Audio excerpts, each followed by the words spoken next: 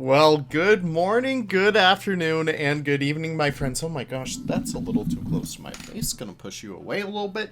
Welcome back, everyone, to the City Conservation Center. I know it's been quite some time since we've been in here. I feel like I say that every single time I try and do a speed build in here. Welcome, everyone. It's so great to have you guys in here. So in case if you guys are unfamiliar with this series, welcome in. The City Conservation Center is our conservation pack zoo.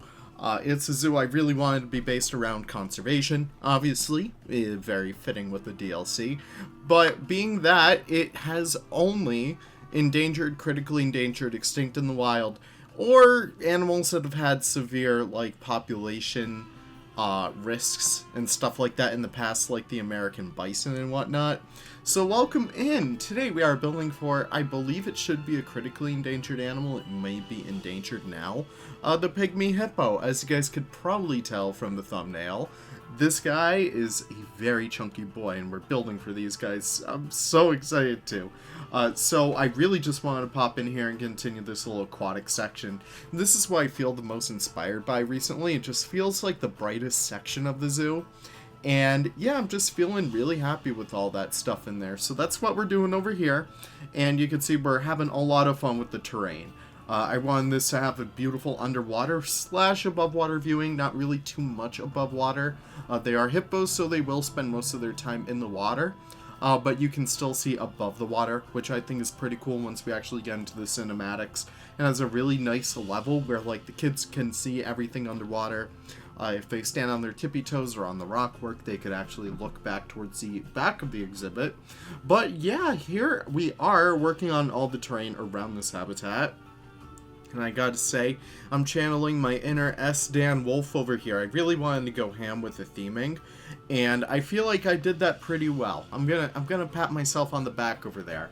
I feel like this beautiful landscape really speaks to the habitat itself, and we do a lot of fun work with the kind of like scenery surrounding this area, kind of like the theming, the decorations and all that stuff. We'll get into that in just a little bit, but I wanted to work on the actual basis of the habitat first, make sure that we have all the points of interest that we want. I felt like we needed that little bump out right there to help bring in a little bit more foliage and give the habitat just a little bit more dynamicness to it. Dynamicness, yeah, that's a great word right there. I kind of like that. I'll coin that term, actually. So making our way throughout here, and I also want to continue on this theming of these beautiful wood panels. I don't know, it's just super simple pieces. They're just your typical Planet Zoo beam rounds, but having them all together like that, it just really feels super nice. I don't know, I think that looks pretty good. So making our way throughout here and also adding more periwinkle grass to the rest of this habitat. Again, using my little tried and true method of sinking it slightly into the ground to help it feel a little bit more natural. I always think that looks pretty good.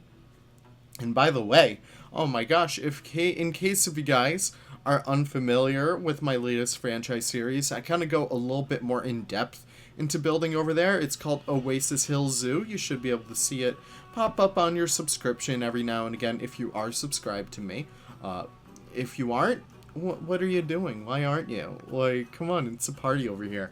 But making our way throughout here, if you guys want to know more about like building and stuff like that real time, you can check that out. What I'm also doing throughout here is adding a ton of bamboo. One of my favorite things to put in Planet Zoo is the bamboo. We should probably call it Planet Bamboo at some point, but it's a really wonderful resource to use, especially when you're trying to make areas feel a lot more lush, a lot more dense. Bamboo is easily one of the cheapest resources out there. So in case if you guys are building somewhat realistically, whether it be hyper-realism or pseudo-realism like I do, it's really useful to use bamboo pieces kind of like that. What I also wanted to do was kind of cover up these small little sections down here. I really wanted this to be like a nice big plaza down there, a nice area where you could get like a drink or something, and kind of just watch the hippos. But I wanted to cover up those small little areas, those little divots in the path. So I was like, alright, I'm just going to make these into little planters. And they turned out super cute. I don't know. I'm probably going to add those guys to the actual blueprint collection, and I'll update that relatively soon. I feel like we don't really have too much going on for it right now, but once we got into a lot more custom builds later down the line, I'll update it some more. But as we make our way throughout here, I also wanted to add a few other things, be it some other bump outs in terms of like the rock work and stuff like that. I've been wicked inspired off of Franklin Park Zoo's hippo habitat. There we go, I can talk. They just have a beautiful pygmy hippo habitat, and it's one of the best ones I've ever seen. And it's just super awesome. It's inside their big tropical dome. It's just a really nice exhibit. I kind of wanted to go off of that. They have some things unique to theirs that I may want to save for another zoo. But yeah, that's essentially it. And we kind of do the rest of the habitat over here with the saltwort bushes and stuff like that.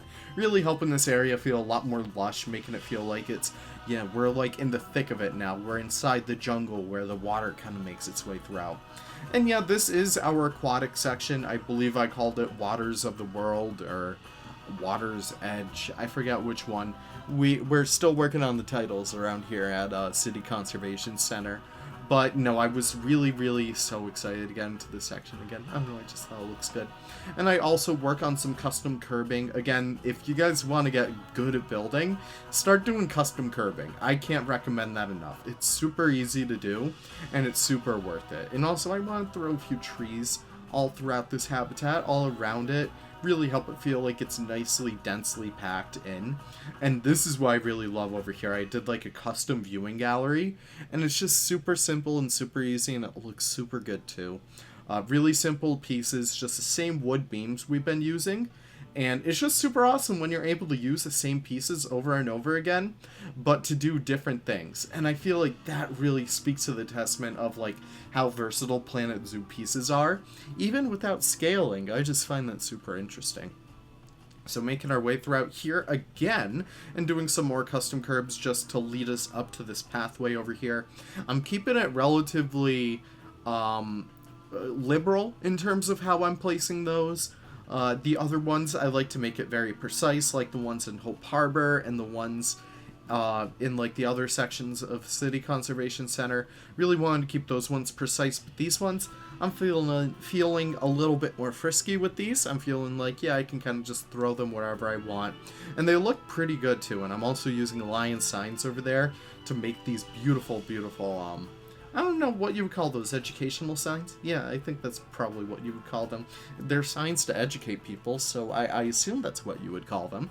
And I'm also adding some stuff to the rest of this section as well that I forgot to add, be it bins, bushes, add some more foliage back behind there to really help ground this build in the rest of the blueprint itself, of the zoo at least.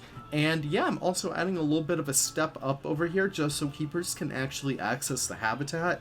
I'll probably go through off camera and add some like smaller decorations throughout there. Maybe some like hoses and stuff like that once I'm actually feeling like I want to go back in this zoo. I know so many of you guys were asking me to bring this back. I'm sorry, whenever I make videos, it's whatever I want to make at that point. And I really do feel badly about some series that kind of get left in the dust. Foxborough and, Lotus Monsteros, but I promise I'm working on some of them, or at least I'm trying to come up with ideas.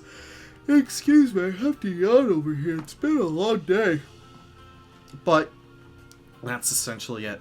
I really just want to come up with some ideas before I get back in there and kind of do stuff like that.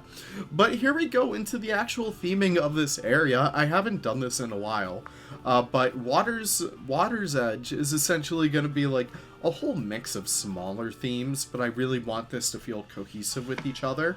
So we saw that Komodo was kind of like a cruise ship, kind of like run aground. We saw that the African penguins kind of had its own vibe, like this little beachfront. And over here, I really wanted the pygmy hippos to be like the middle of like a village in Africa or something like that. I don't know. I'm keeping it very vague and broad because, that's kind of what zoos do.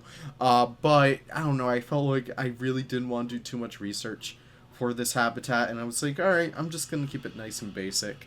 Stick with like the Planet Zoo African theme. I felt like it really worked for its own good right over there. And I also do a little bit of a shaded structure over here, just because I felt like the habitat was just missing a lot. And doing a little shade structure like this and really decorating the area with it, it really helped bring it out so much more. It really does help to give it... Oh my gosh, here we go. Hang on. That's perfect. But no, it really does help to give the area like a lot more concreteness to it. It really helps it sell itself in the grand scheme of things, and that's what I really like about it. And it just looks super good in the end, especially with all these flags. I love how it looks kind of like Italy right there for a few seconds. But no, we kind of add those throughout there. I was just copying the same colors from the actual things. The African bead hangy things. I don't really know, guys. I'm so sorry. It's so late in the night right now, and I don't know what I'm even saying. But here we go, adding the rest of the smaller details. I thought replacing that little canopy right there. By the way, that little stand is by Eben. You guys may have heard of him. He's one of the coolest koala cats out there. But yeah, that's about it for this habitat. I hope you guys enjoyed our little return to form for this build.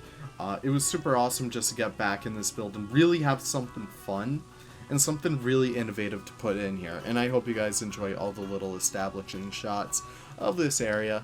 Hope you guys enjoyed your time back here in the City Conservation Center, and best of all, I hope you guys have the most wonderful of wonderful days. Enjoy the cinematics, and I'll see you guys in the next episode. Take care and have the most wonderful of wonderful days. Bye-bye now.